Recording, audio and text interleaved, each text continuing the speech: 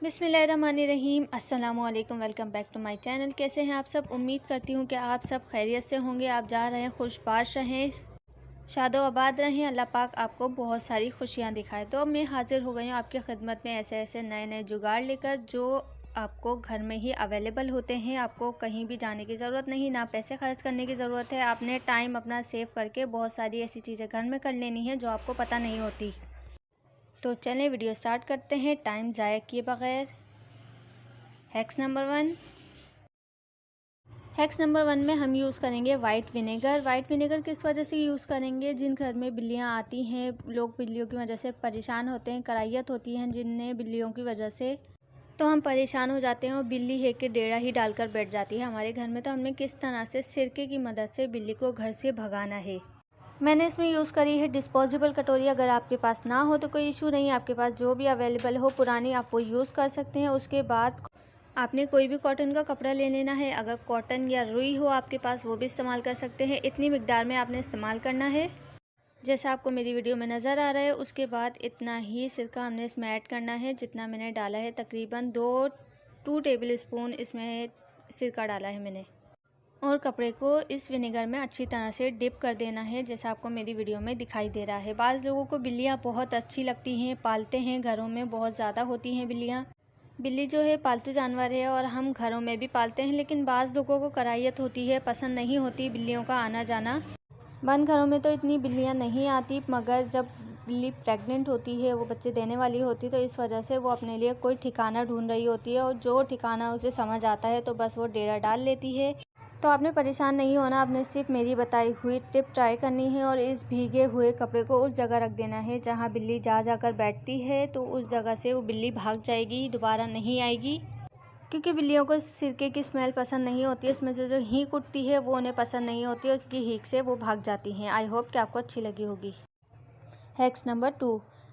Hacks number 2 में हम एक दवाई बनाएंगे। वो किसके लिए? वो उनके लिए जिन्हें नज़ला खांसी हो रही है, छोटे बच्चे हैं जिन्हें बहुत ज़्यादा सीने में बलगम जमा हो जाता है, सर्दियां शुरू होती हैं, ठंड लग जाती है, बच्चों को भी लग जाती है, बड़ों को भी लग जाती है। तो आपने किस तरह से, अगर ठंड लग जाए या नज़ला ज़ुकाम बहुत ज़्यादा हो जाए, तो किस तरह से आपने बचाना है? आपने एक अदरक का टुकड़ा लेना है जिस तरह से मैंने लिया है। उसके बाद आपने अदरक के इस टुकड़े को कद्दूकस कर लेना है इस तरह से, जिस तरह से मैं कर रही हूँ। कद्दूकस मेरा कुछ ज़्यादा ही छोटा है, मिनी सा, छोटू सा, मुन्नू सा है, लेकिन काम बहुत आता है। ये कद्दूकस उस वक्त ज़्यादा काम आता है जब मेरे पास अदरक लहसुन ज़्यादा नहीं होता। जल्दी से इसमें जल्दी से फटाफट अदरक लहसुन पीसा और इसमें डाल दिया। फ्रेश कद्दूकस करो और सालन में डाल दो। अच्छा जी, तो ये मेरे पास कद्दूकस हो गया है अदरक। उसके बाद हमने ये इतनी क्वांटिटी लेनी है कि इसमें से 4 से 5 कतरे अदरक के जूस के निकल जाएं। हम जो ये दवाई बना रहे हैं इसमें हमें अदरक की नहीं, अदरक के रस की ज़रूरत है। इसका रस निकालने के लिए बस हमने इतना सा कद्दूकस करा और हाथ में लेके इस तरह से हम निचोड़ेंगे तो उसका अर्क मिल जाएगा हमें जितना हमें ज़रूरत है। तो जितनी हमें ज़रूरत है हमें मिल गया है तकरीबन 4 से 5 कतरे।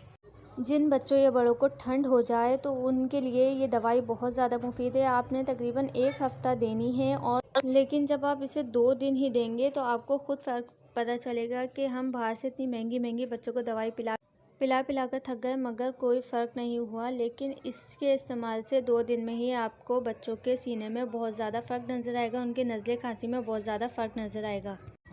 दूसरी चीज़ जो इसमें मैंने शामिल की है वो है शहद। ये असली शहद है, मैंने बच्चों की वजह से मंगवा कर रखा हुआ है। आपने भी लाजमी कहीं से अच्छा वाला शहद ढूंढ कर रख लेना है और आपके बहुत ही काम आएगा।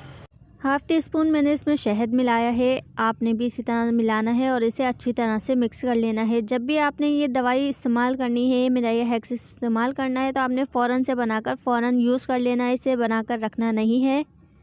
जब भी आप इसे इस्तेमाल करें फ़ौरन से बनाएं और फ़ौरन से इस्तेमाल कर लें। वैसे तो 2 दिन में ही आपको इसके रिज़ल्ट मिल जाएंगे, लेकिन अच्छे रिज़ल्ट के लिए आपको इसे अच्छी तरह से 7 दिन इस्तेमाल लाजमी करना है ताकि आपको प्रॉपर रिज़ल्ट मिल सके और दोबारा से आपको नज़ला खांसी या ज़ुकाम ना हो या ठंड वगैरह ना हो। Hacks number 3। आज मैं आपको घर के जाले साफ़ करके दिखाऊंगी, वो भी बिना किसी ऊंची चीज़ इस्तेमाल किए, क्योंकि जब भी हम जाले साफ़ करते हैं तो अमूमन उसके लिए ऊंची चीज़ पर चढ़ना पड़ता है। चाहे हमें कुर्सी लेनी पड़े, स्टूल लेना पड़े, हमें इस तरह की झाड़ू की ज़रूरत होगी।